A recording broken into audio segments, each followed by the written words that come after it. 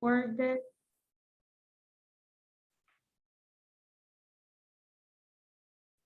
All right, and I can go ahead and kick us off. I completely echo what you said, Dr. Christian. Good to see everybody.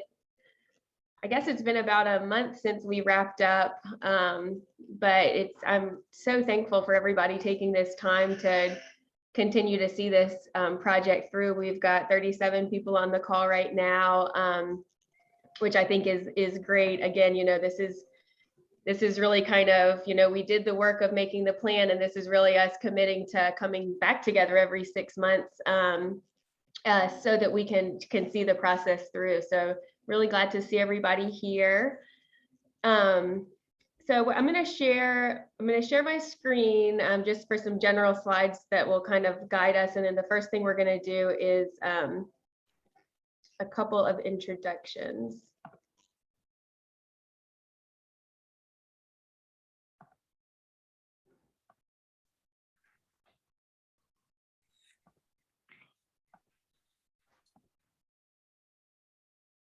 Can you guys see that okay?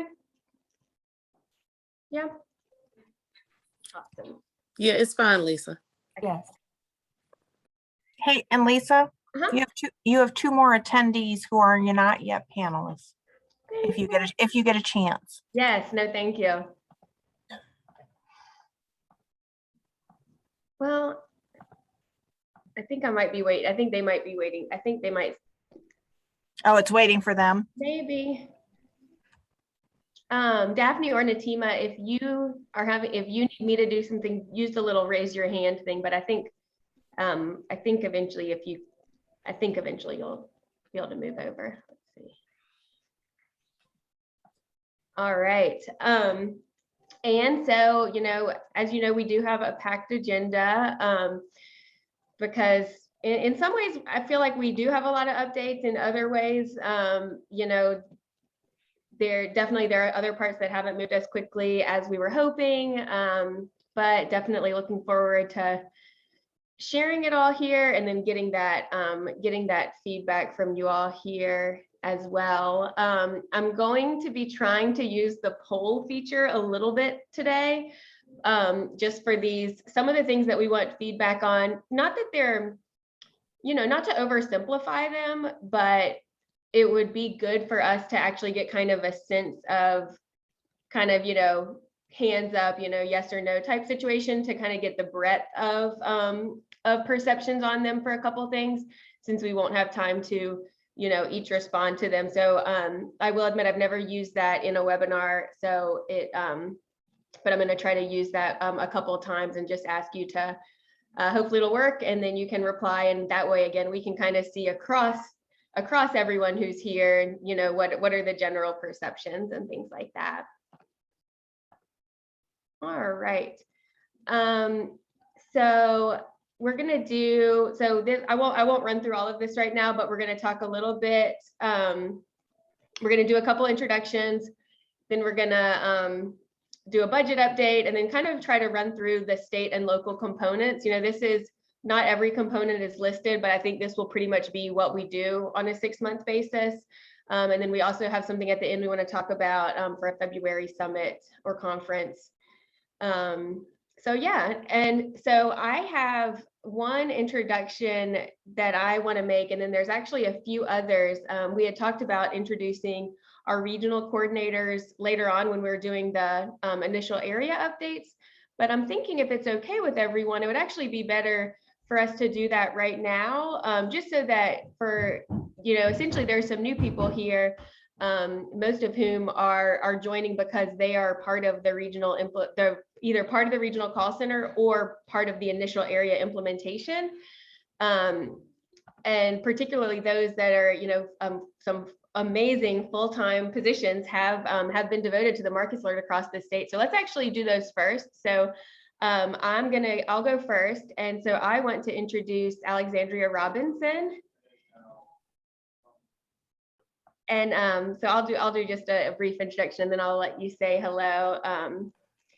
And so essentially Alexandria is joining Toyin so that we will have 2 full-time staff to coordinate this extremely large project.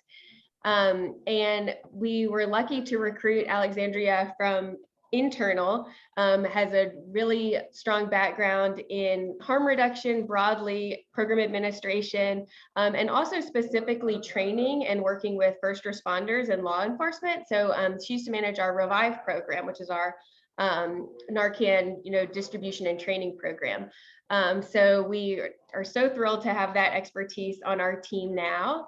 And so she'll be the lead. So whereas Toyin takes the lead on a lot of the data evaluation, some of the 911, 988 integration, Alexandria is going to be specializing in training, Equity at Intercept Zero initiative, and outreach, things that kind of fall in that. So excited to have you on board. Do you want to say hello, Alexandria? Hello, everyone. Thank you for having me. I apologize for not being on camera today, but I'm having some technical difficulties with my camera. But I'm excited to join the team. Thank you, Lisa, for the introduction, and I look forward to working closely with you all. Thanks, Alexandria. Yeah, so sorry to do a quick change of plans, but would any of the either introduce yourself, or if you want to call someone to be introduced, someone that's joined the call, particularly from the initial areas. Oh, and Heather, that's who I was thinking. All right, so I'll pass it to Heather next. Thank you, Lisa. I just wanted to take a moment. DBHDS recently, back in June, hired a director over crisis services and supports. So I'd like to introduce Bill Howard. Bill, if you'd like to say hello. Hi, everybody. I'm Bill Howard. I've been with the Office of Crisis Services and Supports for roughly 2.5 months now. But doing all this crisis stuff, it feels like 3 years. So it's been great.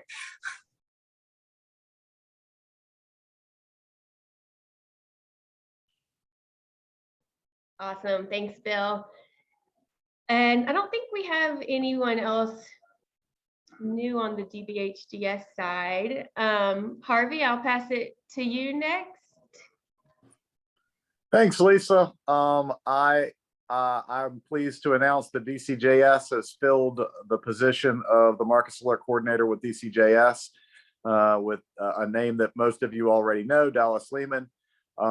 Dallas has over 15 years in law enforcement, but more recently, he spent a lot of years working with CIT and in Arlington, doing a lot of stuff with their crisis triage there. He has 1 foot in the law enforcement world and 1 foot in the mental health world, and I think he's going to be able to help us build a lot of the bridges that will be necessary for the state implementation, especially when it comes to dealing with our folks in law enforcement. So I welcome aboard. He's going to be a great asset, and he will be all over the place trying to help these localities as they navigate this. And so, Dallas, I'll kick it over to you. Anything else you want to add? Nothing really to add. Thanks for the introduction, Harvey. I look forward to working with everybody, to continue to work with everybody on this stakeholders group. And I'll also drop my my new information in the chat, so everybody has my cell phone number as well as my new email address.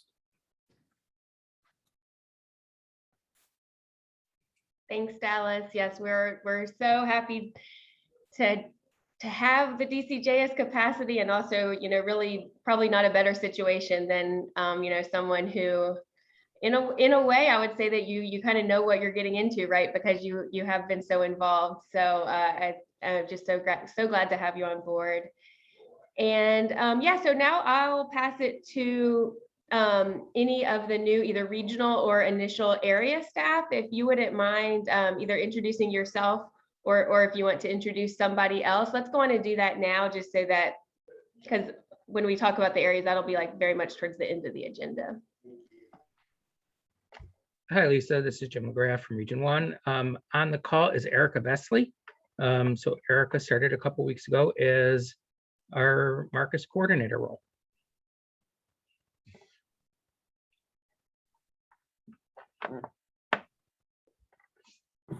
Hi, everyone. It's nice to meet you all. I'm just getting my feet wet in all of this. Wonderful. Welcome, Erica.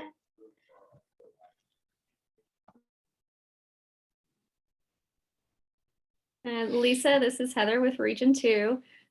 We have Luther Tias on the phone. He is our Region 2 Marcus Alert Coordinator. He is also getting his feet wet.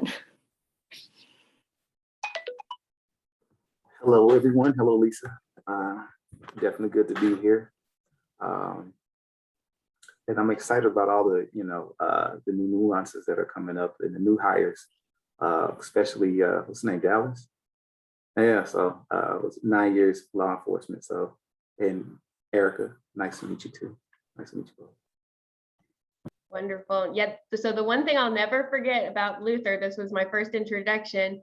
He joined one of the Marcus Alert meetings, I think, in the car while you were moving to the new job. Right.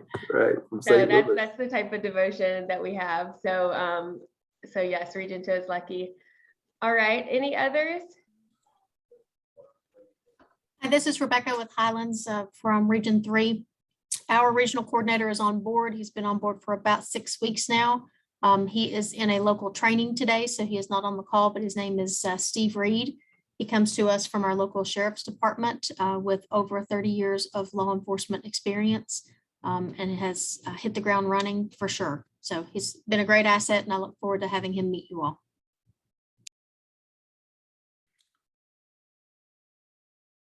Lisa, this is John Lindstrom from Region 4 and RBHA.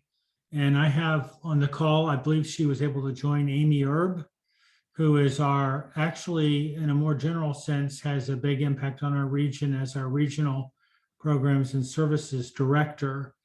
And Amy will have 2 key positions in her portfolio at RBHA. One of them will be the Marcus Alert liaison for the region. And the other one will be our call center liaison. And they're both still in recruitment, but Amy, if you're on the call, if you could give us an update. Hi, everyone. Good afternoon. Yes, Amy Erb, Region 4 Programs Director, and I'm glad to be here and be part of all the planning meetings around all this good work.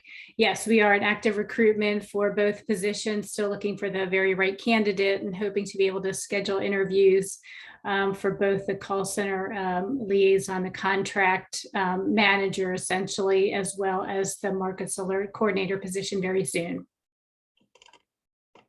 So thank you.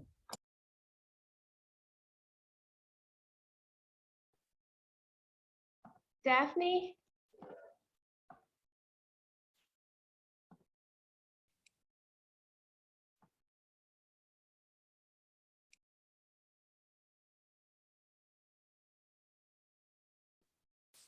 Sorry, y'all, I'm trying to figure out. Sorry, I think I got it now.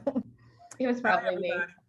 Hi, I'm Daphne. I'm the Deputy Executive Director at Hampton Newport News CSB. I'm sitting in for Natalie Christian, who's out on vacation.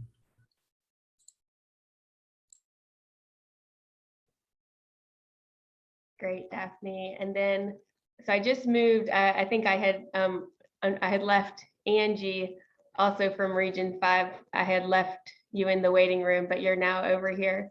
Do you want to introduce anybody or say anything before we jump in? Sorry, trying to come off mute. Unfortunately, I don't have anyone to introduce to you today. I really wish that I did, but we are still in the hiring and recruitment process right now, so I don't have any news on that front, but hopefully soon. Yes, it's a process. All right, well, great, everybody. Oh, nice, yes, in the chat for open positions, can we find the job listings? Yes, awesome.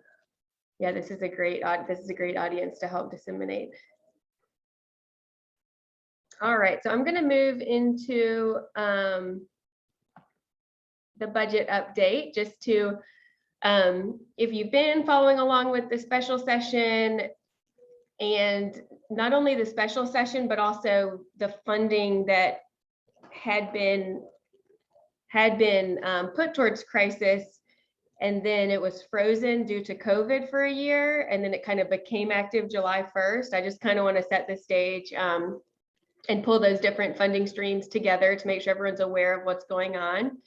So as far as of July 1st, so, you know, just 4 weeks ago, as you know, once money comes and then, you know, we start disseminating it, obviously it's all a process. It doesn't, you know, it doesn't translate to boots on the ground to respond to the crisis on day one, but this is, you know, funding that started to be distributed as of July 1. So we received an additional 6.1 million for statewide mobile crisis. You might remember that the initial STEP VA mobile crisis funding went towards specialized teams for children. So this is going to be more focused on building that adult capacity. There's 4.7 million for call center staff. We're going to get an update from Heather and Bill on the call center and the mobile crisis build out right after this. At risk of oversimplification, we're saying that that's about 50%. You know, it's not full regional call centers fully staffed, but it's you know, it's getting somewhere around 50% of staffing call centers. We received 300 million specific for the local Marcus Alert implementations, which we're distributing as $600,000 grants to each area. And then also there is the 988 cell phone fee that will be starting. Now, I am going to have to, if Heather and Bill, if y'all have information on when the date of that's starting, the legislation did pass.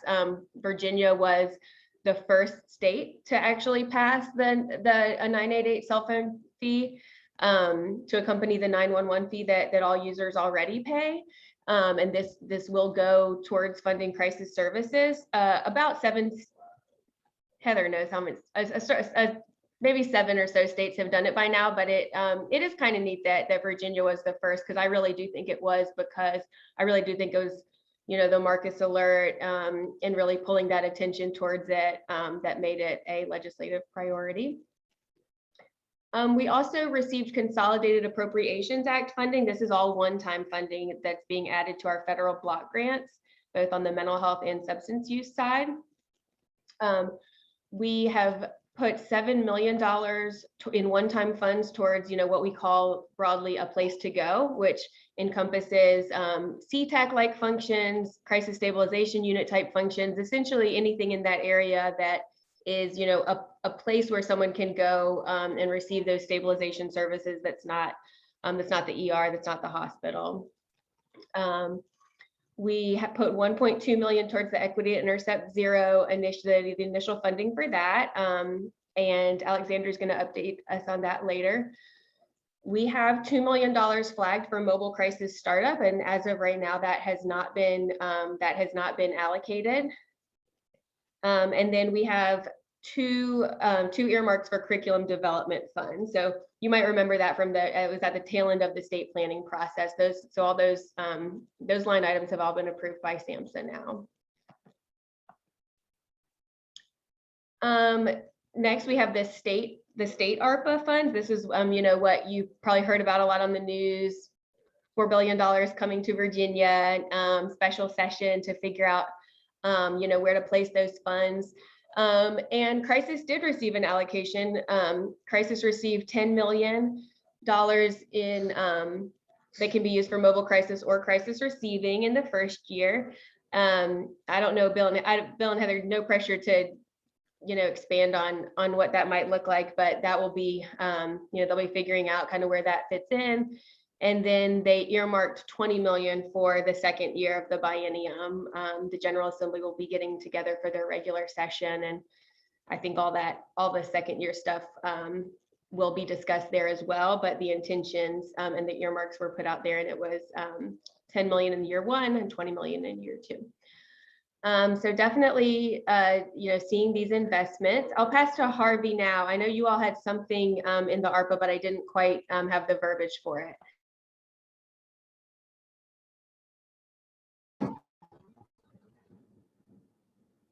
Hey, Lisa, I'm not sure if you can hear me. I'm having some connectivity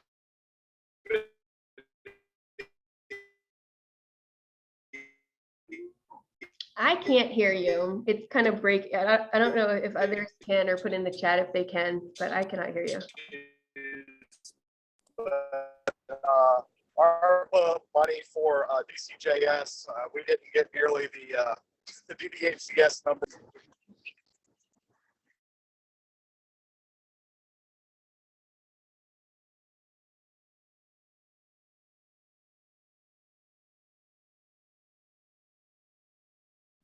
Harvey, I don't think we can hear you.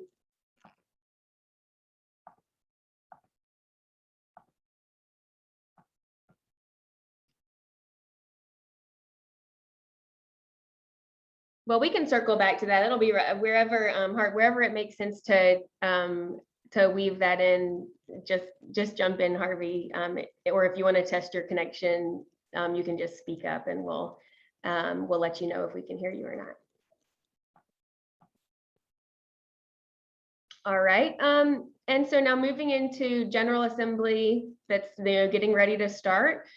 We're in our internal process right now, but if you our unfunded ARPA requests are public information. So if you would like to view the state ARPA requests that we put in that were not funded, you can view them online at the Department of Planning and Budget website. And then, so that's kind of, that's all we have to share in terms of the most recent conceptualizations of where we might be interested in going. And over the next 5 weeks, we're working on our internal budget process. But in a general sense, definitely looking to continue to build out the crisis system, fund additional local areas.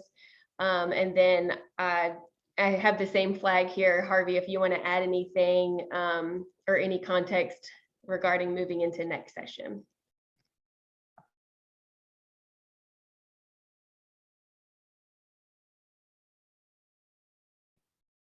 We're probably still in technical difficulty area. Okay. So with that, I am going to pass it to the DBHDS, the more core crisis team, and I'll just take a second to kind of lay the framework so that we make sure that that we all kind of understand what's going on. The core of making the Marcus Alert work is really building, that actual behavioral health crisis system. All the protocols and the training, it only works if you actually have that behavioral health response that can go out 24/7. And so essentially the office with Heather and Bill's position, they're really the lead when it comes to the 988 implementation, the call centers, that 1 hour response for the mobile crisis.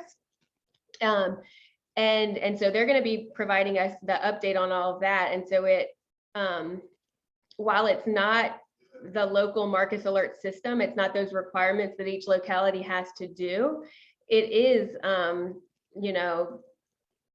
one of the primary pieces in terms of how are we going to make this work, making that 3-digit number accessible to anybody so that they can reach out directly to the behavioral health system.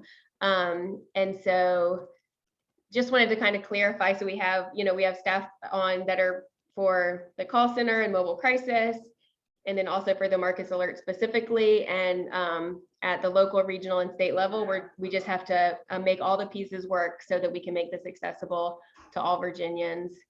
And with that, I will pass it to either Bill or Heather. All right, I'll jump on in here.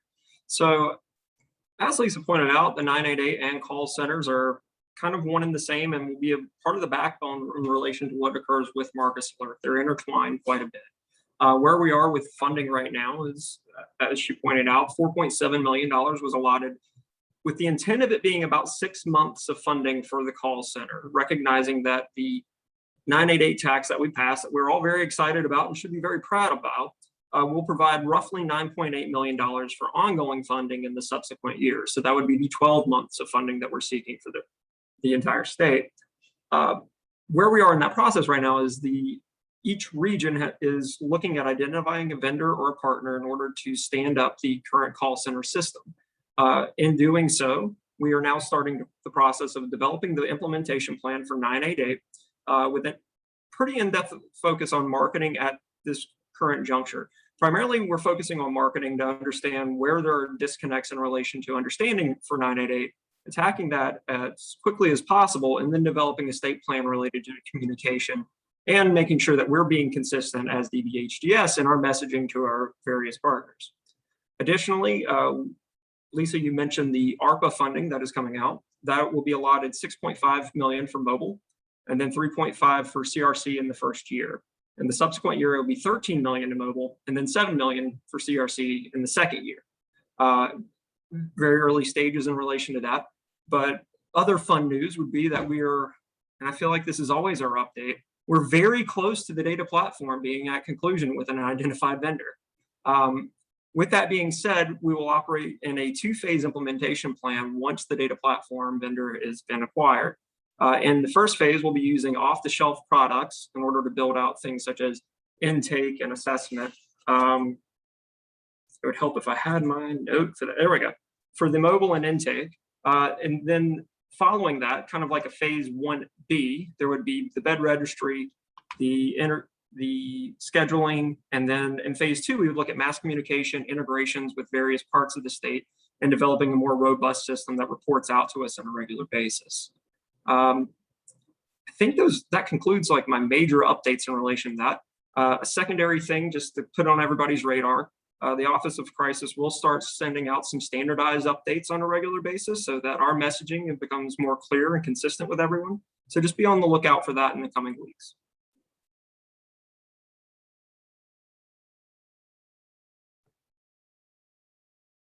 Great. Thank you, Bill. Heather, do you want to add anything? No, ma'am, I'm great. Thank you. Awesome. All right. Yeah. So a lot of work going on.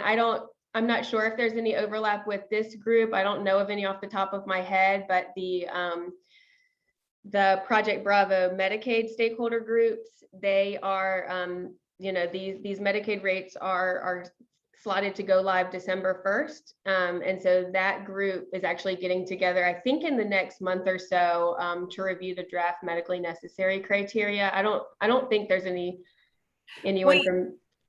I'm sorry, Lisa, we actually had our first meeting last week on Friday, where we went over some of those. We are making some adjustments based on some of the feedback that we got during those calls, because there were some really good stuff identified that we just need to have some conversations, reconsider, and then work with DMAS on. So they are also, still taking written feedback, and will, because they did informal comment, and then they're going to post for formal comment, is my understanding, if I paid attention on Friday, and I think I did.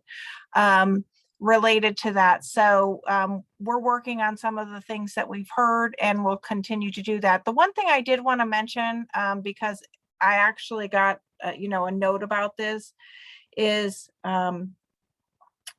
making sure that our private providers understand that they need to be connected with the regional hubs related to these services, so that we can make sure that things are connected and going through that call center.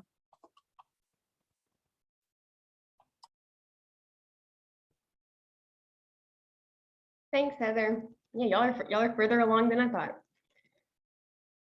All right. So the next state component that we want to talk about is the Equity at Intercept Zero project. And so I'm going to pass it to Alexandria to give us an update here. Hi. All right. So for the Equity at Intercept Zero project, so we recently took the request for proposals that were previously sent out, or there was a single RFP sent out, and we recently split it into two projects.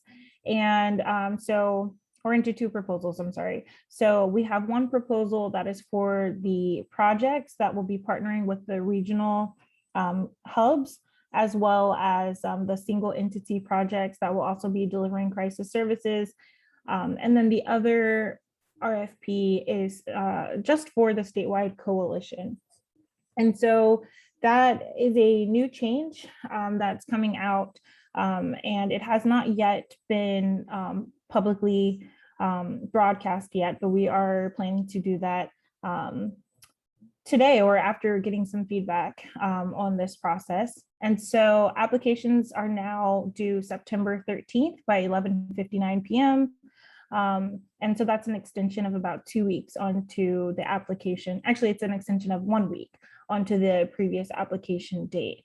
And so as far as outreach goes, we are hosting 2 more information sessions. And so we will have those information sessions scheduled for tomorrow. We have one scheduled for 11 a.m. and then we have another one scheduled for 6 p.m. So we'll be posting that on our social media as well as sending that out to various stakeholders as well. And then if people are unable to make it to those Q&A sessions at the Marcus Siller email, we're always available to answer any questions that anyone has regarding the application. So that's not the only opportunity people have to ask any questions. All right. Is there anything else, Lisa, that you think I did not include that you'd like me to include? No, that was great. So this is where I was going to try to do the first poll. I was just trying to ask you all, like, where do we, what do we need to do to get the word out? Unfortunately, I have, I'm having a little bit of a technical comedy of errors over here, and I don't think it's going to work. Let me try one more time. Hey, Lisa and Alexandria, that's really cutting it close. That's 2 weeks from now.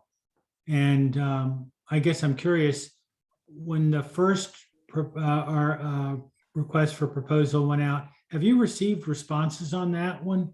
We have not had, I know in our region, we've not had a single stakeholder reach out to us for the collaborative piece, which causes me some concern in terms of whether there's any activity going on.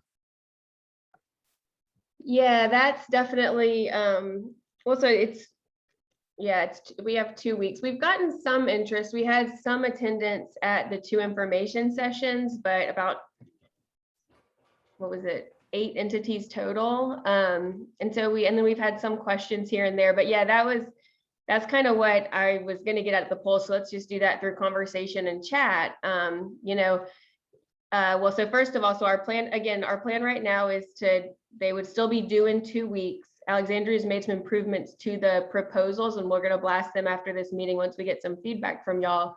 So that the one for the network lead, we can send that out more widely and make sure that folks know that you don't have to be a behavioral health provider to do that type of coalition building. And then, all the behavioral health ones in that one, but it won't change anything about like what you have to, the application will still be exactly the same. It's not changing anything from like what's required. It's just making it so that we can disseminate it out kind of for that reason John brought up, because we want to make sure that we get, interest. So Atasha, you have some, go ahead. Hey, Lisa, sorry, I had some eye work done. My pupils are dilated, so it would look so odd on camera. But I know that one of the things that I did when I received that RFP is I did send it out to VACBP so that private providers had access to it.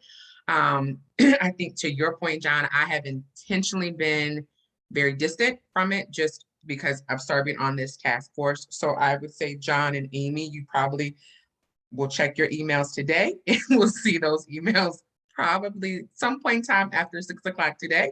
I would say that, so I've kind of answered it, but I think one of the ways that once it goes out, I immediately send that out to those stakeholders. But I think bracketing it out may actually be even better for some providers to see it. I think the important part was those who attended those listening sessions, I think learned more. So are probably creating the packets this week, as we speak. That's probably what's happening right now. And so I think that's most likely what's occurring. So you haven't gotten anything because in anticipation of, say, RBHA or CSB, the region saying, can you send us more information? They want to give you the best packet possible. But I think that's really linked to making sure that individuals attend the actual listening sessions, informational sessions. It was very clear cut, very supportive in that. that I think maybe even if we, of course, it's not a requirement, maybe if we just announce this is what we're having first, maybe that goes out as well, just to kind of bold that announcement.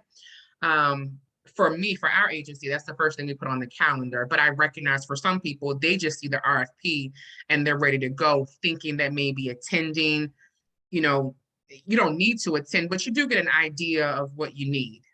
So I think as quickly as that goes out on social media, if maybe even as a task force, we can get a notification that it's posted, then we can in turn begin to share that as well. And it is a quick turnaround time, but I will say for most agencies, especially those that are looking to do mobile crisis, it's a really good practice to get ready for that. And what that needs to look like. I just think is that the community just has to be made aware as quickly as possible. So maybe once it goes out, even if it's just, if you can attach whatever the mailer is that social media sees, then we can just simply forward and get it out to our colleagues that way. Well, Natasha, I would ask that you not shrink from it just because you're on the stakeholders group. The rest of us are not, and we're on the stakeholders group. We got to be involved. I think it's really critical if in our region, if there are BIPOC providers that want to collaborate with the regional mobile crisis hub, it's very important that we have some dialogue in the next 2 weeks to be able to see what that might look like. Absolutely. I appreciate that, John, really, really do. And so I received that and we'll step up, a bit with that. So just in full disclosure, and Amy, it'll be an email from me. So you know that that's who's sending you an email, but I appreciate that, John. And I think that's to that point, that's what we talked about with just things like the surveys and the listening sessions, making sure that the BIPOC community is heard. And so one way to do that is making sure that BIPOC providers are present and recognize that this is not something to not apply for, to not sit back on. This is what we said we wanted to do for the communities in which we serve. And this is the time that we have to show up and do that. So Lisa, with Prince William, we had our last mission group, which is our community representatives back on August 11th, and Luther presented this to them, and Lisa Major, our executive director, presented it. We sent them the link. And I believe Luther has actually quite a few sessions scheduled. I think I've even heard that they're having a grant writing party where they are getting together. Luther, you might want to talk about that, but we've had lots of interest coming out of Prince William from sharing that with our mission group. Thank you, Heather. The informational for that'll be held tomorrow at 11 o'clock, what's the link? Because I would love to send that to them. Everybody's invited. I would love to send it. What's the link that the informationals will be on tomorrow? Yeah, and that's that you didn't miss anything. And we'll probably schedule some more a little bit further out just because of the timing. But I mean, it's us, us holding them is good.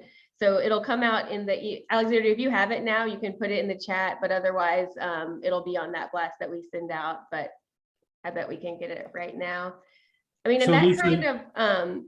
So Lisa, you're going to send it to all of us on this call? Yeah. Thanks. I'll say one more thing about that. And then Dallas is going to describe the ARPA for DCJS. Yeah, so the question one thing that, again, wanted to get broader feedback, sort of almost like a raise your hand type situation is on this timeline issue. So the first thing I wanted to express is us making sure that we're clear with potential applicants that we're looking for subrecipients, we're looking for partners. This isn't a contract where, you're gonna, hit the streets and give us 10 mobile crisis teams. We're really looking for, this is really the time and energy it takes to figure out all this. I mean, you guys heard Bill talk about the crisis call center. It's just extremely complicated, and figuring out, how's that going to work from an agreement, dispatch, you know, fun. I mean, it's just so complicated. And so finding, if anyone has any feedback on how we can kind of make sure that we're expressing that, hey, you don't have to have all of the answers figured out. You have to have, you know, sort of either the vision or, you know, the ideas for the partnerships to figure it out. And you will spend the grant period figuring it out, you know, any way that we can kind of better express that. And so it's kind of like two things at once. And so one option would be to extend the deadline further, but these are Consolidated Appropriations Act funds. So as we extend the deadline, we decrease the funding period. They have to be expended by March 2023. At the same time, a couple weeks on the front end, you know, we haven't sent it out yet because we want to get this feedback from y'all. And so if we could do a show of hands, let me see, since I can't do a poll, if I could do a show of hands, and then Dr. Christian, I'll pass it back to you. I see your hand up. Let's do a show of hands of who thinks, raise your hand if you think that we should have the deadline go beyond the 13th, with recognition that that will decrease the grant period. And so we'd probably, Alexandria, how far do you think we would go?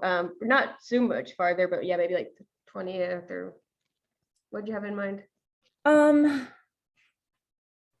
So I think it kind of depends on a couple of factors. So I know you wanted to potentially do 12 or 14-month programs. So if it depends on honestly how quickly you think we could get funding to these organizations to get them operational. So if you wanted to limit it to maybe a 12-month program that they'd be operating, I honestly agree that I think they should have more time, but I also understand like wanting to get kind of people started and get this implemented. But I do think that we should give maybe stakeholders a little bit more time to get this information to their networks. And if they're having any upcoming meetings, that they can present this at meetings over the next couple of weeks, or maybe to October 1st. Ryan says in the comments about a rolling, I'm sorry, it just went away, the notification. But I got the gist of what you said, a rolling grant award period. I'm not sure if that's an option, if that's possible, if we could do something like that. Because I know we do have to have also a review process. And so I don't know if maybe we could do multiple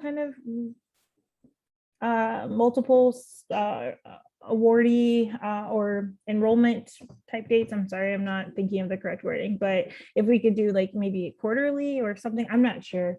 But also I know there is an end date that we do have to have for spending of the funding too. So there are just a couple different things that I'm not 100% familiar with all of the ins and outs just yet of the deadlines that we have. Yeah, it looks like we're at about 50-50 in terms of folks who think that we should extend it versus not. And yeah, to your point, Ryan, I mean, you know, worst case scenario, if the RFP is ultimately, you know, not fully successful and that we don't find 5 strong projects and a network lead, you know, of course, we could open it back up and do sort of another call for applications. I hesitate to do like a true rolling where it's like we're going to award 3 the first time and 2 the second time, you know, because you just never know, you know, what you're going to get. And I don't want to give people a deadline down the road and then end up, you know, we have 5 fundable proposals on the first round. So maybe a middle ground would be extending it a little bit before when we send out the blast today, extending it some, you know, even just the 20th or the 27th. And then, you know, we can know in the back of our mind if we're not able to get the word out and we don't feel that, you know, we're getting, you know, we could always have a second phase later, sort of as its own thing. That's kind of where my mind's going now. So anyone, you can put your hands down now and then put your hand back up if you really wanted to speak, or you can just speak up. Since everyone has their hands up, I can't tell who wants to speak.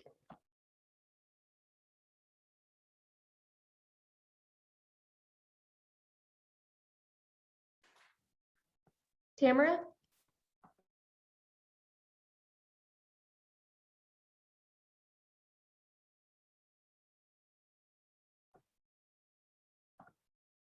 Oh, Heather? Oh, did you put your hand down too? Okay, so those were just residual hands. Okay. Well, let's pause on this. Everyone, maybe just take a second to think about it and then put any comments in the chat. Did someone come off mute? Lisa, Lisa, John hand was raised. and my real hand in the virtual world. Lisa, as I understand this, since it's not to fund a rollout of an actual mobile crisis team, but really more of a planning and foundation building process, it's really hard for me to imagine that needing more than a year for operationalizing. And so I would really strongly recommend that we push it back a little bit, a week or two, and we could still achieve the purpose. I just want to make sure it's as inclusive as possible, and there would be time for some real dialogue and understanding, particularly for those projects that would need to interface with the mobile hubs. And like I said, there may be some minor activity in some parts of the state, but we've not had any direct reach outs. So I would certainly like to see that be an opportunity in Metro Richmond.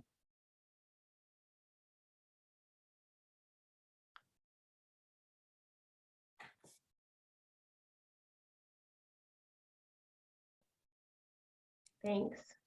All right. Yeah, no, I think, yeah, extending it, keeping it to, I don't want to go lower than 12 months. And there's always that cushion of time needed between decisions and actions when it comes to these processes. So yeah, that's kind of where I feel like this conversation is going. If you have, you know, only about half of people did raise their hands about wanting to extend it. So if you're comfortable, you know, sharing any hesitancy or why it might not be a good idea or anything that you were thinking of, because that is, you know, it wasn't everyone that raised their hand. So feel free to put that in the chat. And otherwise, depending on what comes through in the chat right now, I'm feeling that it makes sense to extend it by some, but not to put the project period at risk of being less than 12 months. And setting some more information sessions, and then getting the blast together and getting it out to this group. So with that, I'm going to pass it to Dallas. We're going to kick back to those DCJS ARPA updates that were on a previous slide. All right, folks, I too am having camera difficulties today. Still trying to get my office set up at my house because I didn't go to work for DCJS until last Wednesday. So just real quickly, Harvey hit me up and he wasn't able to reconnect, and I think he was headed to another meeting. We weren't obviously awarded as much as DBHDS, but we did get $1 million. And so we had a meeting with our director last week, and we're going to use $120,000 of those funds to fund an emergency communicator position at DCJS. What that position will entail will be they'll work with the Virginia CIT Coalition to develop CIT content for dispatchers. So a basic dispatch school, much like our 40-hour that we already developed with Virginia CIT. They'll also work on doing a Virginia dispatch in service. Currently, our emergency communicators, I don't or I don't think they're required to complete an in-service. And I could be wrong on that. Again, I'm new to this position, but also review the implications to our 911 system and 988 implementation, and help me review data for the Marcus Alert system as well. $400,000 of that we want to give to the Virginia CIT Coalition to allow them to establish a formal board and become a 501c3, to assist them with getting their 501c3 status. Also look to have more CIT instructor train the trainers to help fund that.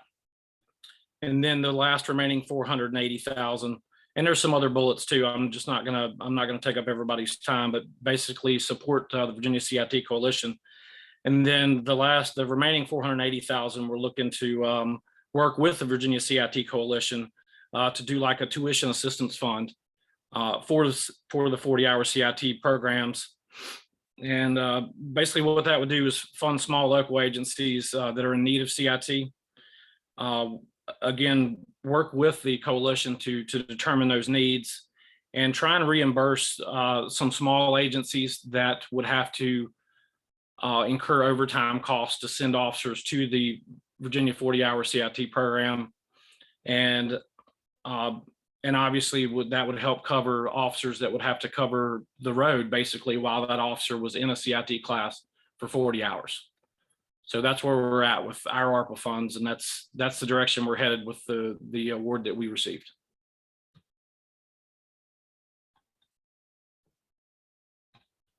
Thanks, Dallas. Sure.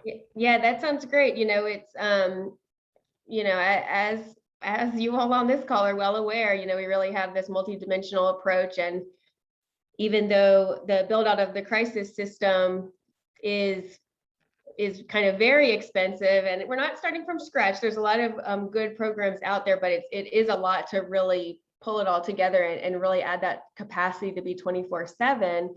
But there are also significant costs on the DCJS side, on individual law enforcement agencies, on 911 centers. You know, there's definitely costs all around. So glad to hear about those resources.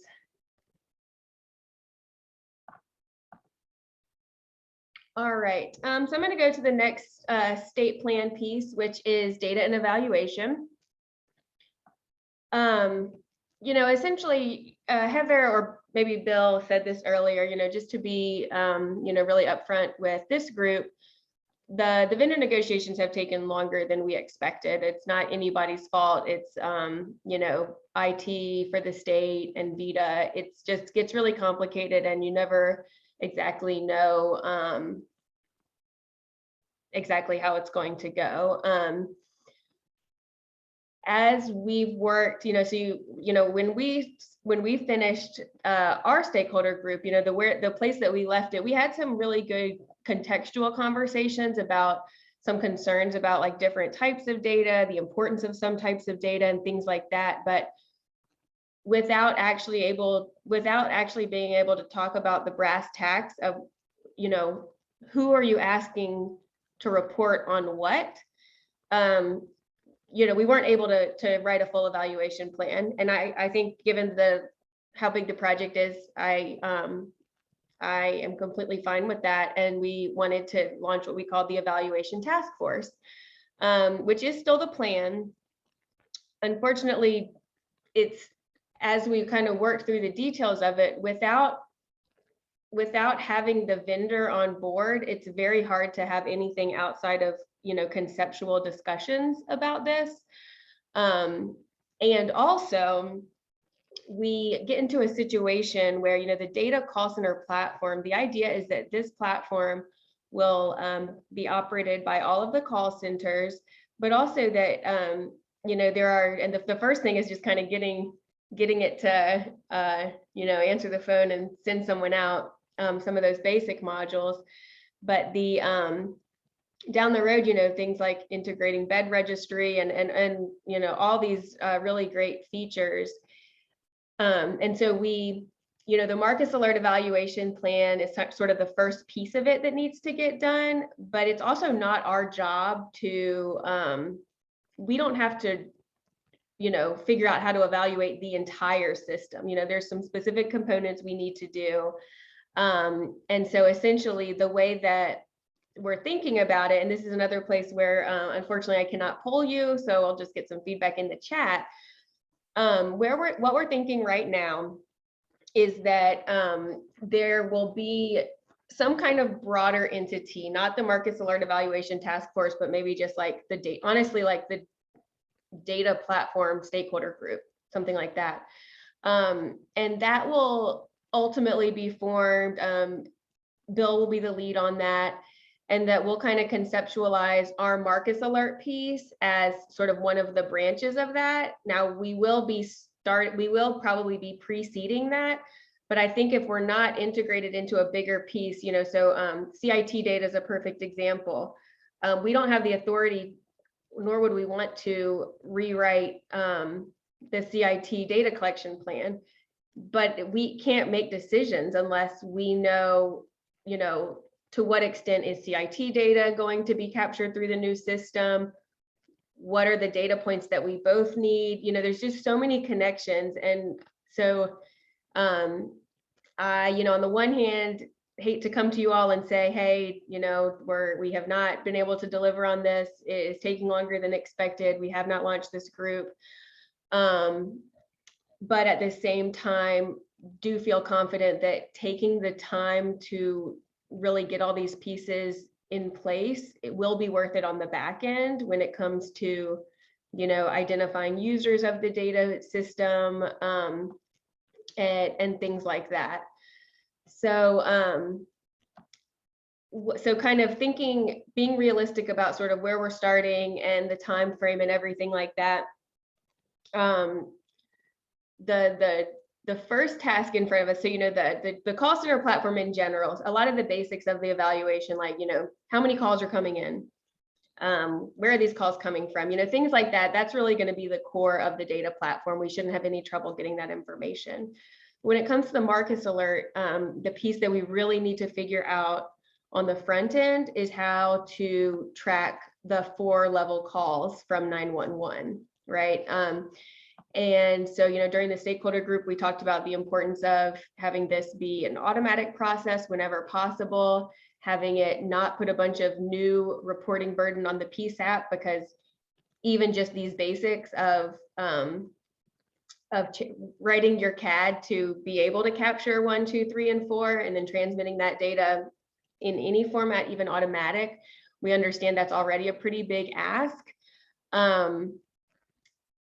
But so that's kind of what we're conceptualizing as sort of that first piece as we have these broader conversations. And so one thing that we can think about is, so number one, like, what feedback do you all have on this? Because I know it's not, we wanted to launch the group in August, and I essentially decided to put that on hold. So if there's any feedback on that, like Bill said, the vendor, we feel like it's going to happen very soon. It just makes sense to wait till they're at the table so that we know what are we working with here. Again, I don't think it's going to be delayed much more, but I just don't have a date. And okay, so I'll let me pause there and see any feedback people have.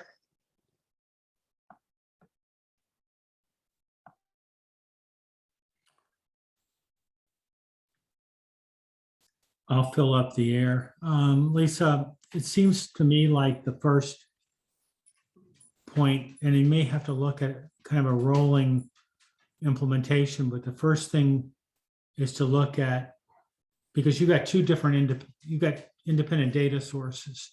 So the first thing might be to look at the coding from the PSAPs. And I know in Richmond, that's going to initially probably be through some alternate process, because it's going to take a while to get their CAD system reworked.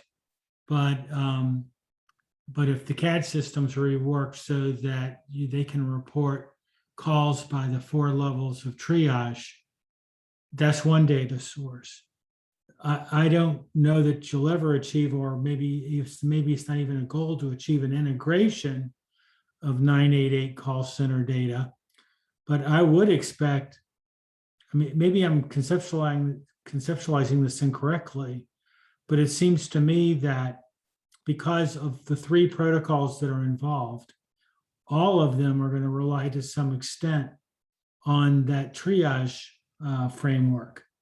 And so my hope is that if a call goes to 988, they would still be considering the same framework that PSAPs are considering, and that they'd ultimately be able to code them as well by the 4 levels. I don't know, does that make any sense?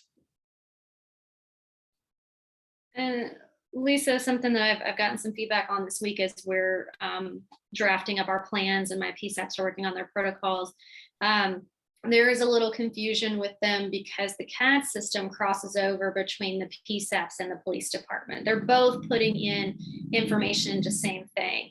And so from the conversations we've had, is there's an expectation that the PSAPs would be able to report on how the call came in, what level it was identified at when it came in, and then what they did with it, which would be to send it to 988 or to dispatch a police officer, whatever they did with it.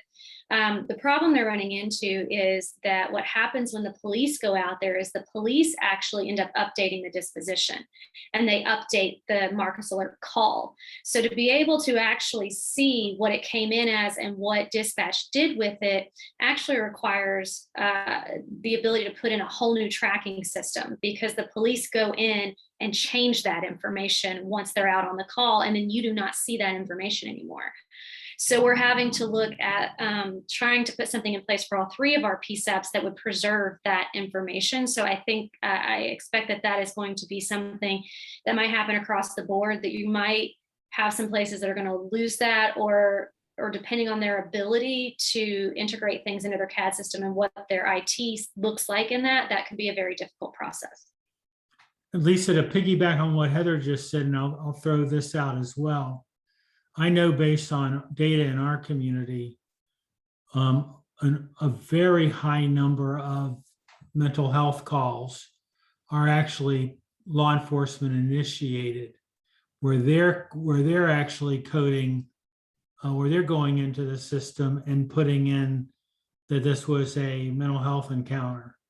And so it's not going to just be data that the only data, it's not just data relevant for calls directly to 988, but it needs to kind of capture how that triage protocol is being utilized by everyone that puts data into the PSAP database. And John, that's exactly what we're looking at. As I've explained to my PD and to my PSAPs, that we're looking for 2 different things to pull from. We're trying to pull from PSAPs to say how they took the call and what they did with it, but we're also trying to pull separate information from police to say when they came across one and what the disposition was. The problem is they share that across the entirety of that call. And that is where it is not considered 2 separate points of data. It's considered from beginning to end. And maybe it came in as a domestic and the police changed it to a Marcus Alert level 3.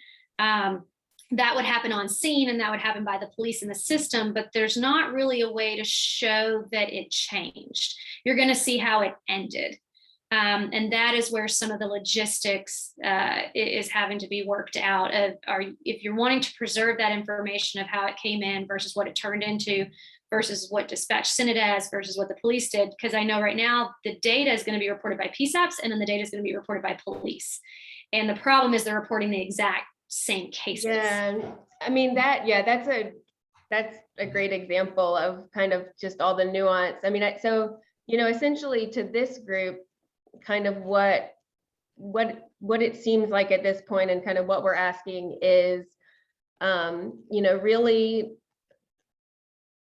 I don't feel equipped to do much else other than have our team, Toyin, work directly with the initial area PSAPs, DCJS building their capacity to work with the PSAPs to really figure out how are we going to get that first data point, you know, because I know every PSAP is different, but it might be that there's maybe we have two ways of reporting because other PSAPs have the opposite issue. So, you know, essentially digging into some of those details and still forming the task force to focus on the actual Marcus Alert data elements, but as part of this broader group. And, you know, I mean, essentially, it's just not going to be, we're not going to have a full evaluation plan with technical specs for each PSAP. Like, this is what we're asking you to pull from your CAD. We're not going to have that December 1st. And so that's kind of where we're at. So would love to, I know that's, you know, probably disappointing because we do want to be really data driven, and we are still aiming for when all the protocols are required, July 1st, 2022. I think that we can still be successful there. It's just, you know, it's just going to take this, essentially, it's just asking this group to extend our work a little bit longer. So Lisa, the question on that for us implementing that have to have our plan in by October, I know I keep saying that and you're probably tired of my questions, but right now we're writing it to say that they will be putting something basically intricate into these CAD systems, and their expectation is that December 1, all of our PSAPs will have a way in their CAD system to do that. They have not started it, but they are committing to saying that they'll have something in there by December 1. My worry, of course, is, are we implementing something that's going to change? Because I think it's a big change for them, and should we hold off on that? Gotcha. Yeah, no, I see what you mean. I think, well, we'll talk more at another meeting, but I think, no, I mean, I think we're holding to the concept of we need the 4 levels from the PSAP. We need the core measure from any behavioral health team that goes out, whether that's the mobile crisis teams or co-responder teams. If you're like a real behavioral health related team, we need you to tell us this, that, and the third. You know, we know that we're going to need those 2 streams of data, and then in a good evaluation plan, we will also get that third piece, which is what essentially when law enforcement goes out and it doesn't ever get kicked to a behavioral health team, getting that information of what happened. Heather, what you said for your system changes the initial information. That's not the case for everyone. That's kind of the third piece, and that's well, to be silly, I want to say that's Dallas's job to figure out. But, you know, as far as figuring out those first 2 pieces, getting the 4 level calls, and then a core, you know, this is what happened on the call from any behavioral health team. That concept will not change. That won't change. Now, if you all tell us on December, or when you send your plan in October, if you tell us this is $1 million change we're making to the CAD, then we would probably want to pause and see how many, we'll have to take that information as we go. You know, we're kind of, as we get information, you know, all we can do is just kind of take it in and try to make good decisions. But as far as needing those 4 levels, that's, you know, we know that we'll need that. And seeing how the call ended, you know, we'll theoretically always need that. But yeah, if as we work with the first 5 PSAPs, you know, if these big pieces come up that we just didn't know, we're going to have to just take them into consideration. Lisa, this is a good example of having to have the right people in the room, because we're really good at the high level conceptualization of kind of in theory what we wanted to do. But has the meeting occurred with the technical representatives from the 5 initial implementation site yet? because I think that the issues that Heather and I have both raised, Heather taking the lead on that, kind of it doesn't wreck the bus, but it does throw a little bit of a wrench into the sequencing of it. So if we, again, rather than declare failure, if we roll it back and say, well, the PSAPs have got to be able to report call volume by triage level and disposition for calls that are received directly by the PSAPs. That's a start. And then we can maybe build out from there. But rather than pontificating on that any further, I think those folks have got to get together. And I think I've given you my names. So from Richmond.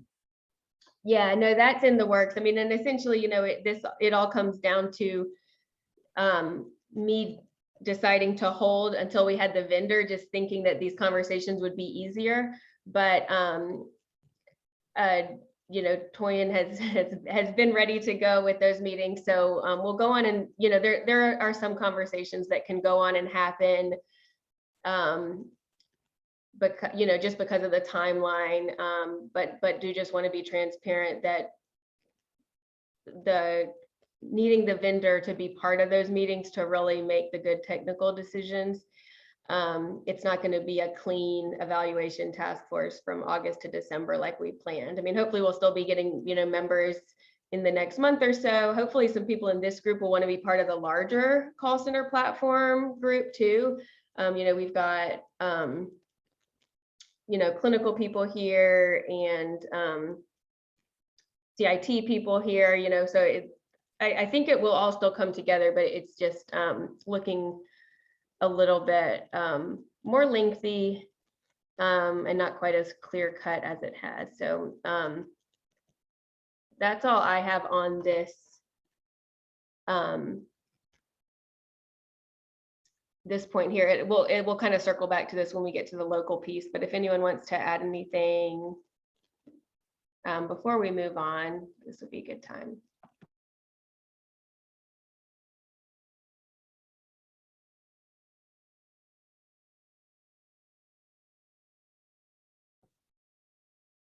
All right, we'll move on. And again, I mean, this all kind of feeds into the local piece. At the state level, we need this. We do need that view on the calls and the responses so that we can look at everything we need to look at in the report, including health disparities, racial disparities. But it all kind of does come down, obviously, to the local components and those pieces actually coming together at the local level. Let me pause really quick. Reddick, did the information I put in the chat kind of get you what you needed? Essentially, the idea being, anything ongoing would need to come through regular session, which would be those just those regular timelines. We have internal processes that are sort of starting now and will be going over the next 5 weeks, and then anything that was going to come directly from legislators, that would, whatever the local timeline is ahead of the January session, but that would be January is when decisions would be made as far as additional ongoing funding. Yes, it was clear there. I just wanted to make sure, because obviously it's a lot of money, it looks good, but it only stays around for a certain period of time. But thank you.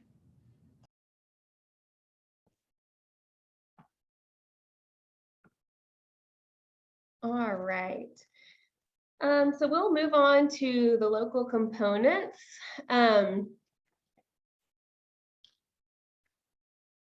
Let's see.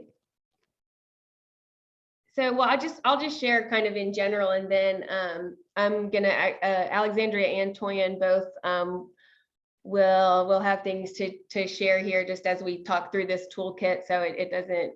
I'll just kind of introduce the idea. Essentially, it's been. I think we already knew this, that there's need for more resources, more toolkit, more technical assistance. Again, some of it will just have to be figured out at the local and PSAP level, and we'll have to, have our crosswalks at the state. But we do need to do whatever we can to get those resources out. We've presented to at least 6 non-initial areas. So I think that's pretty good. Essentially, these are areas that read the plan and said, hey, we want to form our group. Some really cool things like one area has they have an existing what's called a safety net coalition, which is a multidisciplinary group of social services and some other agencies. And that coalition actually has kind of, they're kind of asking to take on this project for their area, which is really cool. And you know, one big challenge that's come up is these multi-jurisdictional CSBs, which we knew that was going to be a challenge. You know, as a reminder, the legislation does not specify what areas have to do it as far as what unit. It could be anywhere from a single locality to a CSB catchment, even a region. It's not defined. It's just that every locality has to implement it. Our recommendation in the state plan is working with the CSB catchment area. That just makes the most sense in terms of where the existing resources are. But that we know that, like, you know, for example, the CIT catchments, those aren't perfect, like CSB by CSB. You know, there's just lots of nuance here, and ultimately localities get to decide, are they implementing by themselves or as a group? You know, and we are highly recommending doing it at the CSB catchment level. But again, we don't have that authority to say whether that happens or not. And so that's going to be a place where we really need to give some more guidance. Like, and by guidance, I mean, we'll work on some resources to, you know, essentially kind of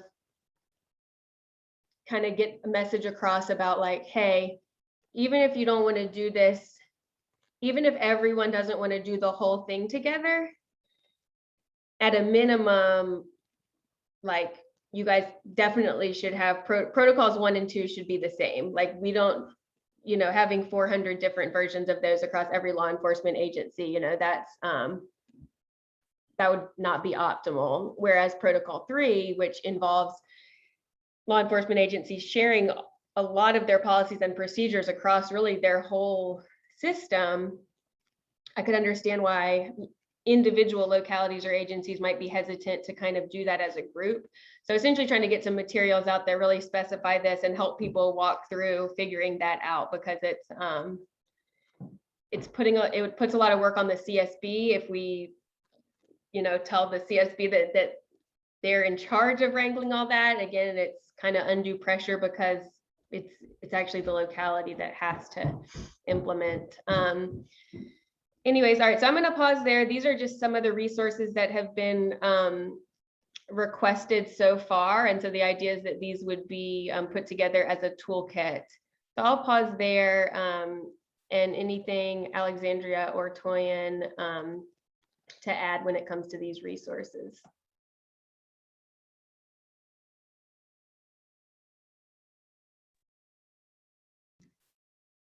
Nothing comes to mind with respect to adding to these resources. I will await others' feedback, but an idea that has come to my mind a few times is finding a way to share information with the public, potential users of this new system, or beneficiaries of this system, I should say, so that they are aware of the variations and potential responses for each of the 4 levels.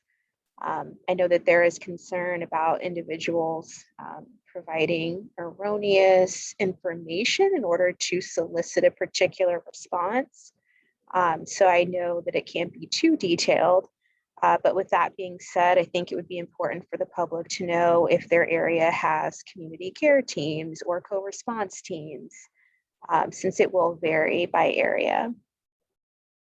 So I'd be curious to hear what you all think of that.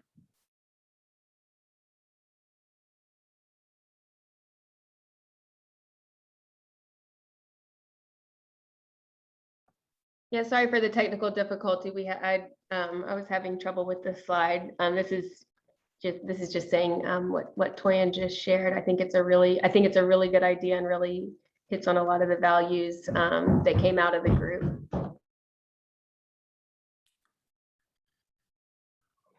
Lisa, that question came up in our second stakeholders meeting. And I have to tell you, trying to launch local stakeholders when what you're doing with local stakeholders is trying to inform and get feedback on how to implement within the scope of Marcus Alert legislation and the state plan. And a lot of times the discussion moves into arguing about the inadequacy of the state plan, or not liking the state plan, or wanting the legislation to be more specific. And the extreme example is we don't want the police involved at all. And that's come up. Or to give you an example that came up locally, we want to know exactly what's going to happen and how everything in that triage protocol is defined. And so I think that there is some risk in sharing this triage protocol and having people second guess on that dimension, when it's probably more fair to share with the public what our intended overall outcomes of Marcus Alert are, like reducing police involvement where possible, having better connection to treatment, those kinds of issues, rather than trying to put out there essentially a kind of administrative / clinical protocol that people will try to play to on the basis of their call or their reaction to the response. It's given me a lot of headaches. Yeah, I mean, so this is kind of trying to meet both of those needs, that if we had sort of a standard, if we had a template that really, because just like saying you have to post every locality is required to post their Marcus Alert plan online. I mean, if they turn out to be anywhere near as long as the state plan, it's just, people can't comb through that and make sense of it. So it's kind of, something in the middle ground's not the right word, but yeah, something where we can say like, hey, this is the really important information. This is, because I do think it's important for people to know what types of teams are available in your area, and we all stand with the state plan, which is we want things to be as standardized as possible in the assessment, but also we have all this, there's lots of training, there's lots of things, because we know that we have to empower our workforce to make decisions. And it's not, that part of this is empowering our workforce. And that's part of the state plan, that there's guidance and there's decision making and there's accountability. So I think both are important. So I'm seeing, Chloe, do you want to speak any more on that, or any thoughts on how a standard template could fill that gap? I don't have any thoughts on how a standard template could fill the gap, but I do think it's important to be transparent with the public. The Marcus Alert initially came from a lot of community advocacy, as the Marcus Alert is rooted in systemic injustice. So we can't withhold any of that information from the public. I think let's educate, let's be transparent. And yes, let's also talk about the goal of the Marcus Alert, which is to divert law enforcement involvement in mental health issues.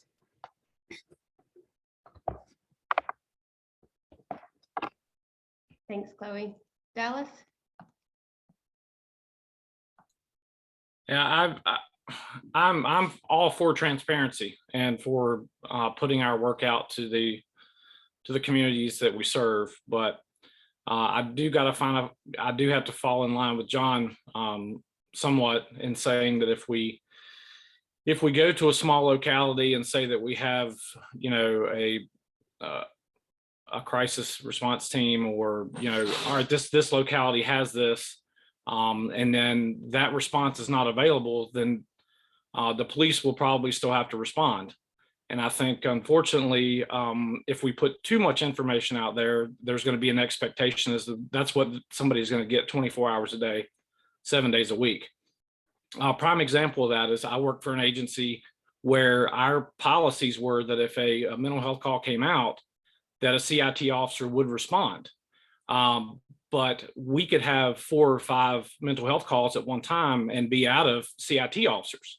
So they got a police officer who was a state certified police officer, but he was not, he or she was not a CIT trained officer, because all of our CIT trained officers were on other calls for service that involved their specialty, which was crisis intervention team. So I'm a little skeptical about putting out triage procedures. And you know, if this information is going to be put out, then I think we need to preface it that this is not going to be available 24 hours a day, 7 days a week, and you may still get a law enforcement response to a call for service. That, Lisa, that kind of goes to my point. And just to add a little bit more detail, I mean, one of the issues that came up, and you know, anything that we use to describe behavior, and that's what we do in that triage protocols. We're describing behaviors. Every one of those words can become a basis for argument. So, for example, in our meeting, one person challenged, well, what do you mean by threat? Well, that's going to really be kind of contextually defined. And so I really hope that we can avoid that level. I mean, I know we can't, for example, put every behavioral health decision out in some kind of linear format. So a lot of times I agree with what Dallas said. I think my biggest fear in all of this is telling people where we want to go and what we're implementing, and not have everything in place to have it be the same every time a call comes in, because we're far from that. I think, though, that's why I've, from the very beginning, been really keen on wanting to see good protocol 3s. I think that's where things are going to live still in many communities a lot of the time. And that's why I'm also glad to hear DCJS proposing to strengthen the preparedness of police officers when they do have to handle, at least be the initial one, to handle a call involving, to use the police language, a mental health subject. And the rest of it will grow and the rest of it will come.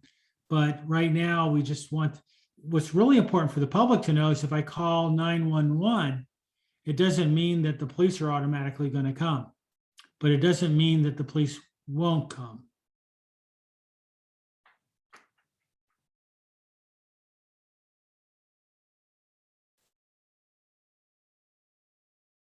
Carrie?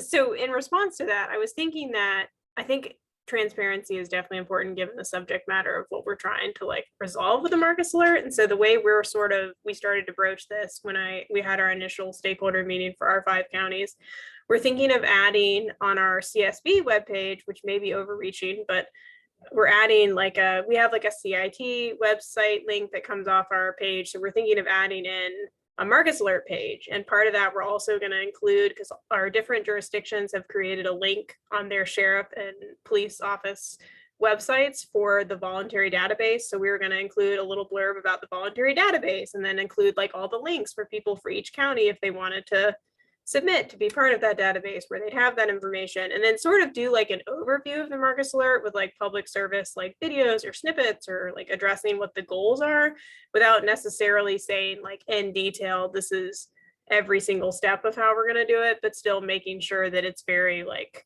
public knowledge about how we're going to do it.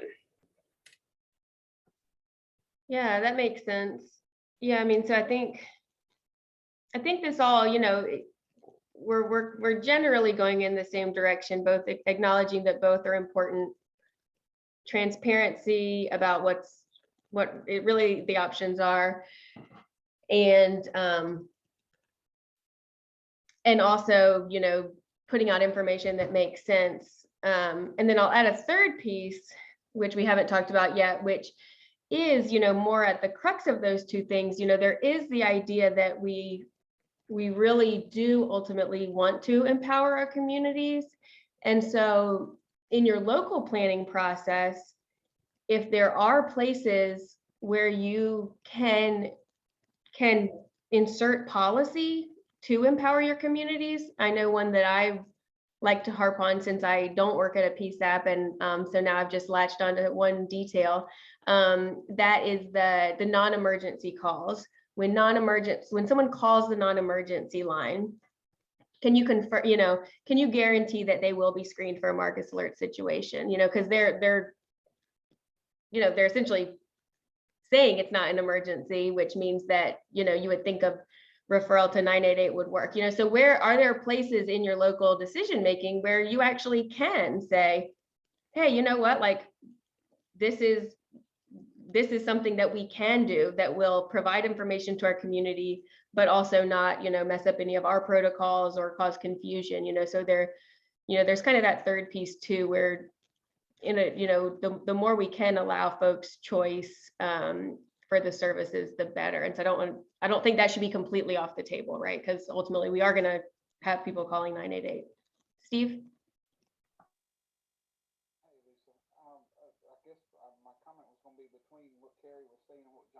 I cannot hear you. You don't look like you're on mute. Can others hear?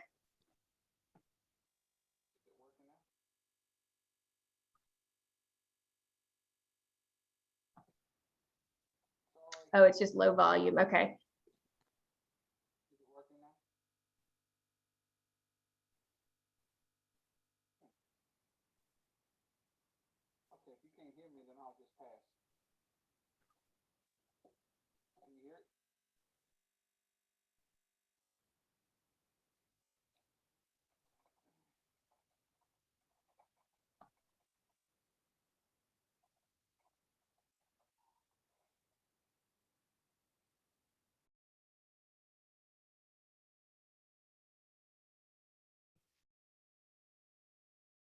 Oh, looks like something broke. Okay, well, yeah, if you yeah, either type it in the chat, or if you get it working, just speak up. Well, that's good input. I mean, I think this will be one that we'll just if folks have other feedback, you can either put it in the chat. And again, also on these topics, you know, think about it. If something comes to you a week from now, you know, please email us because, you know, the deadline for the RFP, for example, we are going to decide that very quickly, but things like this, you know, it's going to be a process. So I'm gonna, I think, move us on. I'm gonna move us on to hear from each area now. You know, purposely decided, and so Alexandria, if there was something you wanted to, I feel like there was part of the toolkit you were gonna speak up about.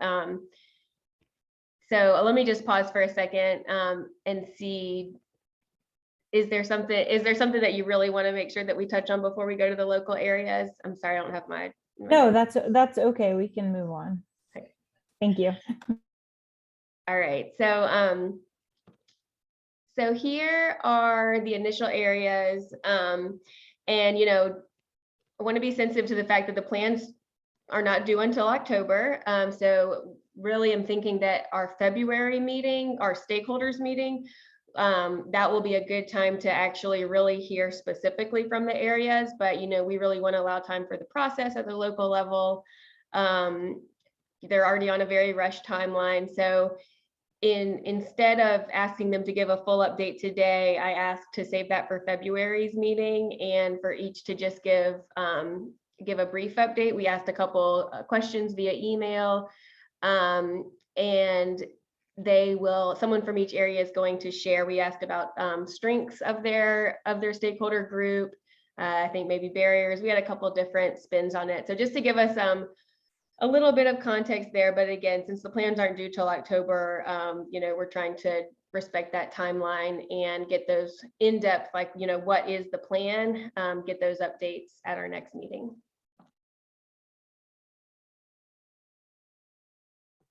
So I'll pass to, we'll go in order, Region 1. Okay, thanks, Lisa. I mean, obviously, we already introduced Erica on the call.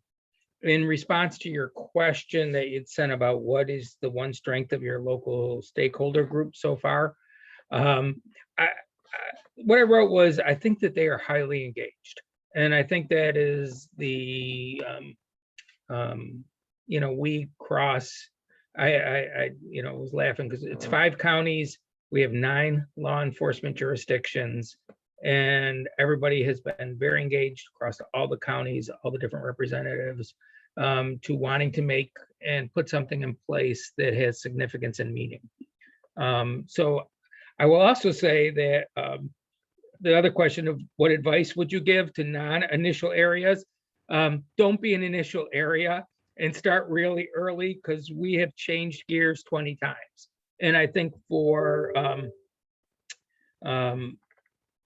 you know, as you're starting, I think you have to have very clear understanding and objectives, because that has been our biggest challenge sometimes, is we started down maybe one pathway thinking a certain thing. Only as the state plan got more formalized, we had to change gears. And so I think being very clear at the front end on what Marcus is, what Marcus isn't. And I think John alluded to it a little bit ago in his early meetings, keeping people in the group focused on what you can do in Marcus is my my biggest recommendations. Thanks, Jim. Region 2. Hi, Lisa. So I want to say ditto to everything Jim just said on all the advice.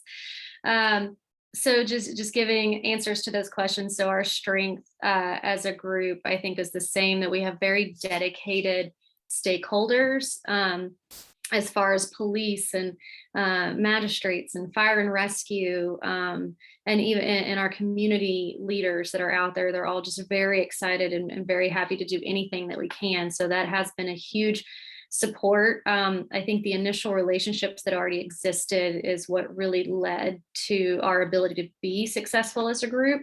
So those relationships are extremely important. I would say that my advice to people who are starting this, and we've been talking to all of our areas in our region that are going to start rolling out, is you need to identify a point person for your CSB. Because you do have a regional coordinator, but they're not going to be able to get into your county and do all the rollout for you. So you need to have someone who's kind of a center to keep everybody, like Jim talked about. You've got to keep this group focused.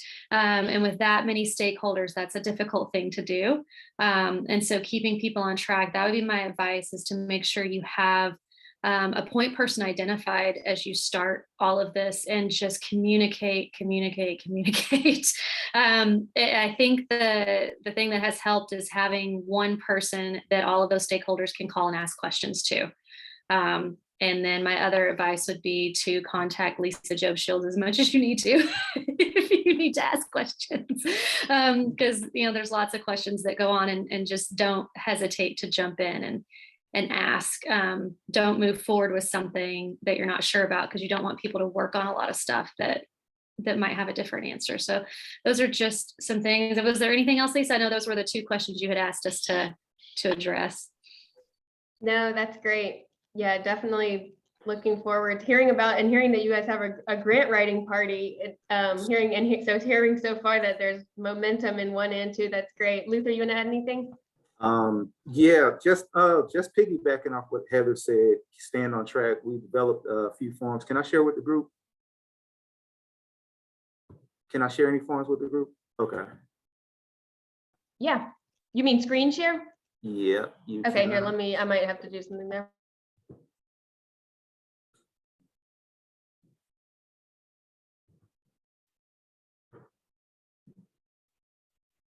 Okay. All right, well, what I was planning on sharing it's just an update document. It ultimately came from Heather. Heather made one for Prince William, and it's a checklist of everything, and it's time sensitive. When everything is due, who's responsible for everything. I'll email it to anybody who wants it.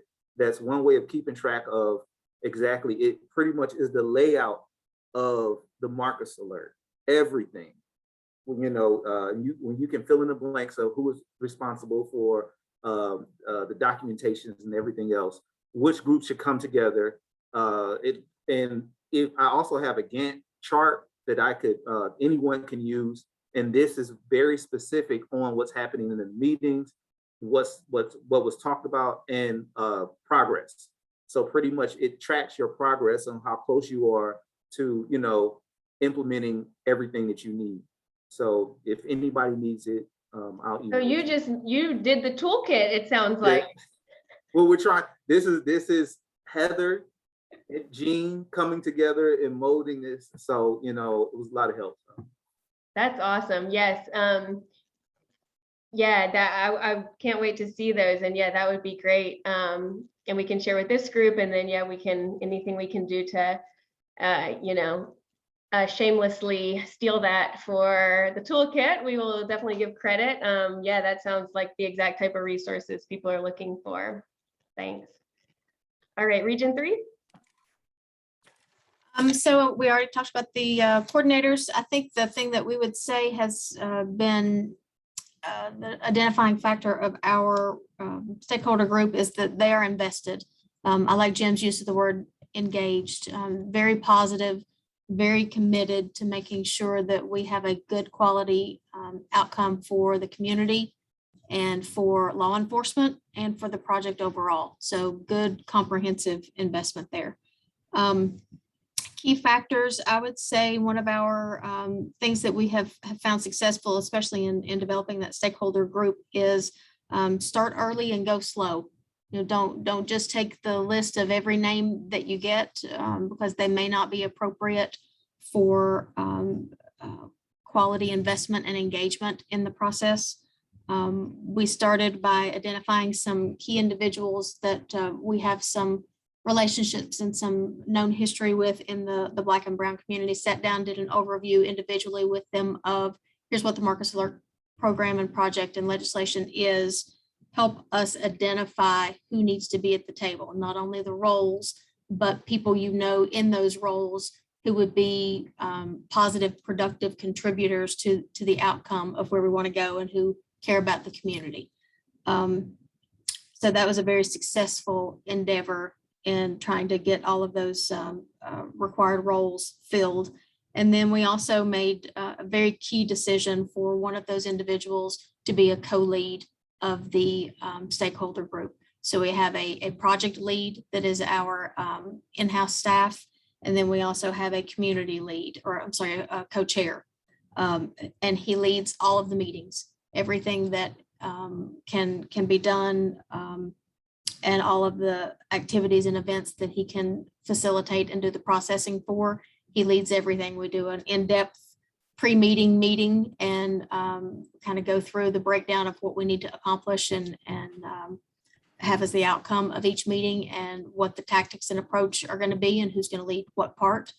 And he drives the bus. So he has very much been the key for some of that engagement that we have seen with those partners.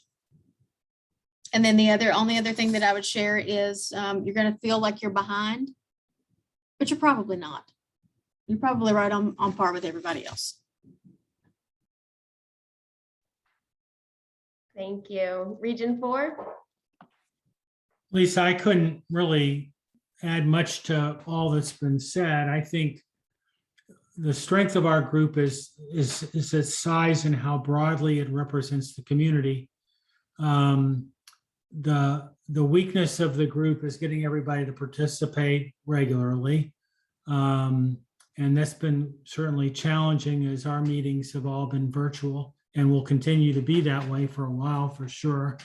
Though a solution that came up in our last stakeholder group around the issue of some of the members wanting to have a conversation where they didn't feel comfortable with everybody in the room. And so we are going to actually hold 2 community forums that go beyond the stakeholders group And they will be actually facilitated by the Richmond Human Rights Council, which is a group appointed by City Council. And it will really focus on marketing probably an evening and a Saturday forum, different participation, but to be sure there is an opportunity for everyone to come, to be able to say, to hear high level what Marcus Alert's about, high level the direction of how we're going to implement locally, but leading that with the conversation about what we want to achieve by Marcus Alert. And so that'll be a way of broadening, giving a broader opportunity for community members that don't feel comfortable in a structured stakeholders meeting or are not appropriate for membership on the actual implementation team. Because, let's face it, the actual implementation team are really the leads from the various agencies that are charged with putting together this plan. Because we're the ones that have the coloring book before us. And our job with the stakeholders is to keep the coloring in the lines. So I would say that's it. And I think my advice to the next communities up would be, one, probably I got a frantic call from one of my colleagues in our region saying, well, we're supposed to all have these things in place and we're supposed to all have a plan in by July 1. And what we don't know so many things. And I said, well, maybe what you want to do is kind of wait a little bit to see if this toolkit develops and also to see what these plans look like from the 5 initial regions to help inform your planning process. But more importantly, every region is going to have a Marcus Alert manager or coordinator or liaison, whatever term is being used. And a real disadvantage has been trying to move this planning forward without having those people in place. So I think we're kind of working, at a handicap on the first round, but hopefully it's going to get better for the next group. Thanks, John. Yeah, and that kind of echoes what Rebecca had said too about start early, go slow, pulling larger community groups together, get broad input, make sure you are making the coloring book with the lines, where they need to be, getting, taking the time to get some of that. It does actually sort of give that buffer of waiting for the initial areas to get their plans out so you can look at them. Yeah, and I think that's the hardest dynamic to work through with stakeholders, is establishing that there is a framework that we're working within, as I mentioned in my first comments of the day. So, and that might be endemic to Richmond. I don't know. We'll see. Region 5. Hi, this is Angie. In terms of one strength for our local stakeholder group, I would say the diversity and the inclusion of people with lived experience. Both people with lived experience themselves and also family members of people with experience, I think has been instrumental to helping us with this. Advice for non-initial areas, make sure to set the stage and provide lots of education about Marcus Alert and also the existing resources. What we found was that people coming into the group often didn't really have any foundation of knowledge to launch from. So we really needed to give them that foundation of knowledge early on.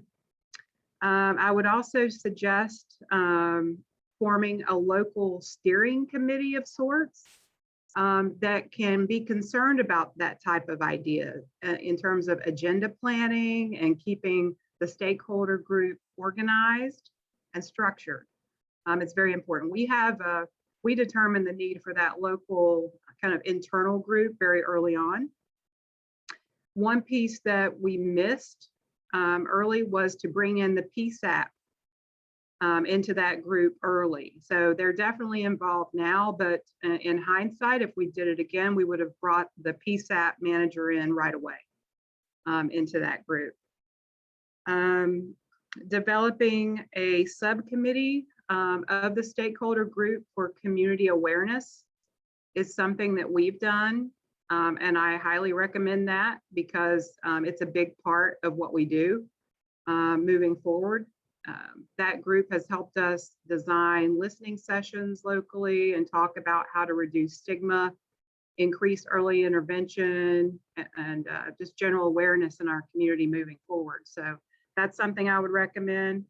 And getting your city's communication liaison, that you probably call it something different in each locality, but getting the communication staff involved early for your locality is important too, so that they can help with that. That their profession, they're experts at knowing how to get information out to the community. So we learned that after a period of time that we should have had the city's communication office engaged early on. And so we had a lot of catch up to do with educating them on what was happening. And they started getting media inquiries and things like that. So, and that's going to continue to increase over time. So having them involved early will help out. So that's my advice. Thank you. Thank you all. All right, so we are running out of time. Unfortunately, wanted to kind of do this last. Can you guys see that slide, or am I still presenting? I stopped, okay. Well, I'm just gonna leave it at that because we got to rush. This is for the idea of a February summit or conference. This is something that came from, I want to say Dallas, I think it came from DCJS or the law enforcement community, this idea of so we need to, forming the local groups gets things going, but there's also kind of some broader momentum that, we continue to hear from like localities, that people don't know what's going on. They don't know where to get resources. And that's, where the idea of the toolkit and things like that, trying to increase communication, that's obviously what we're going for there. But the idea with the summit in February is, essentially if we're able to get some information, toolkit, checklist, all that, if we can get that out, say November, that in February, if we have an actual time for people to come together, that will be kind of a good, because at that point there's only 5 months left to get the protocols written. And so if there are areas that maybe have been a little slower to get things going, that everyone getting together in February at some kind of conference or summit would, that would kind of give people what they need to feel like they could do it, make sure they have, good examples to learn from and all of that. And so, so essentially with where we're at with time, I'm going to have to, I guess I'm going to put these topics in the chat, and I'm going to have to ask you to either respond by chat, or if you have time, since we can't do a round, if you have time to actually send the Marcus Alert email address, your feedback, not just on the summit, but these things that we've talked about, outreach, what should be posted online, how do we stay transparent, but also, I guess realistic and honest about what the options are. Any feedback on that? Any feedback? I think we landed on a good place with extending the equity at intercept 0, extending it a little bit, but not too far. And then also, if you have thoughts on this evaluation plan where we've had this delay in the planning, and any thoughts that you have on that, or how you see yourself fitting in to the evaluation task force. We have some names, but since we haven't launched it yet, it's not finalized. And so now that we're going to there should be this kind of call center platform work group, and then also the Marcus Alert. If you see yourself fitting in any of those work groups, please send that. And then lastly, the idea, any feedback you have on this idea of a conference or a summit in February. And this would be, you know, we would still do our 6-month stakeholder meeting. So I wouldn't replace that, but we'd have to kind of work with the times. I don't know which one we might want to have our stakeholder meeting first, maybe late January or something, and then do the summit. You know, we'd have to figure that out, but they'd be 2 separate events. This would be a public facing, you know, inviting all the different agencies and things like that to come participate, really, you know, the people that need to take the steps to write the protocols. So I mean, I know we didn't want a meeting probably any longer than 2 hours, but I hate that that we are out of time, and really would like to hear more from y'all. So is that okay? Are folks able to take just a moment to send us an email to the Marcus Alert inbox? And you don't have to do it right now. You can do it, you know, you can in a week from now, even if something comes to mind. You know, this really is the core stakeholder group. You know, now all the local groups are forming, the state plan is out, it's all happening, but these core state pieces are still really important, and really, really grateful that y'all are willing to see this through and keep meeting.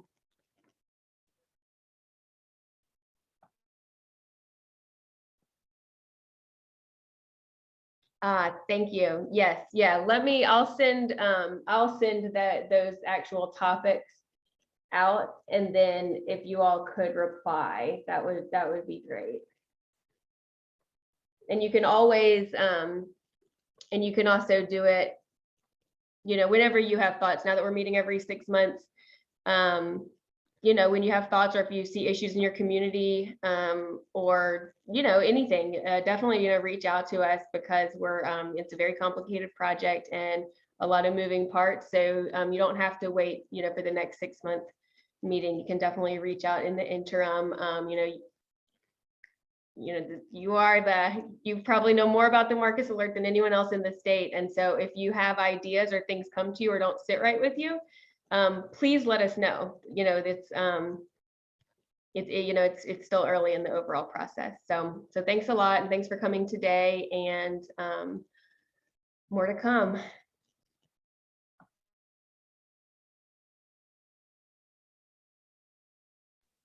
Thanks, Lisa. Thanks, Lisa. See you all soon. Thank you.